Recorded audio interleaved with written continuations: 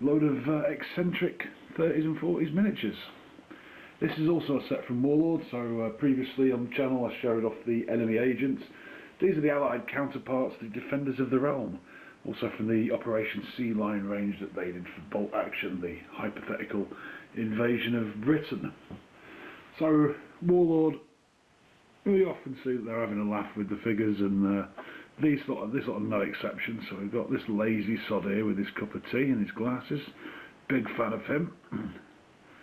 Rather like the agent fella here. He's definitely a counterpart to the previous one. He also looks strangely like my cousin Paul. Cousin Paul did live in Nottingham for a while, don't know if he knows him, but cousin Paul there. Doubt he's watching. Hope you're doing well if you are. This guy they've called John Stallard.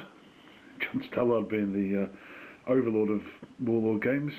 They did sculpt him with roller skates on, which was a little too daft even for my taste, so I did build up the base just to stick his boots on the ground. Another splendid looking civilian lady there. Big fan of that sculpt. I've got an air raid warden. I do have another of these to do. I've got the Warden Hodges figures for the Dad's Army, which is about the last sort of set of figures that I actually own to paint for these. Is Dad's Army. Not got any plans to do them just yet. I want to move on from this next, but military attaché agent lady there. Not many armed figures this time, although I suppose this copper here has got his truncheon.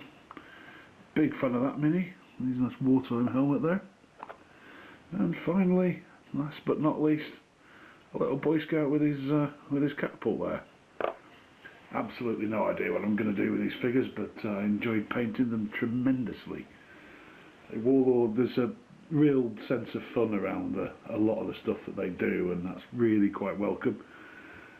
Obviously not everything, you know. I mean, the Berlin's Last Defenders, not too many laughs there, not too many laughs in Stalingrad, but for this one, for Operation Sea Lion at least, they've really sort of let themselves go, and evidently had a great time doing them, and I've had a great time painting them. Really lovely figures. Yeah, been an absolute blast. I've described this as the project that's not a project. Well, it's outgrown the my miscellaneous box now, so it is going to have to get a box of its own. So there'll be room for more figures. There'll at least be the Dad's Army set. I'll pick up the LDV set from Warlord as well, and I'll get a box that's got room for some vehicles. I'm on the lookout for a T-26 tank from Rubicon, so that one's got several turrets. So there's the pre-war turret I can paint for VBCW, or possibly leave it blank, and it'll do for Spanish Civil War as well if I ever pick that up. And then do the later turret with a Soviet, more Soviet looking, if I ever get into early war Soviet army. There's been a flexibility there, always a fan of flexibility, but this project is going to slightly go on hiatus now, so I'm going to get it in its own box, partly stuff in there, but I'm going to move on. So I've got a bit of stuff for Frostgrave to do, predictably, as you might expect, and another historical project. So I've enjoyed painting these semi-historical figures here. I've actually done a lot of fantasy in the last year or so, neglected the historical side, so I've got a new one on the way.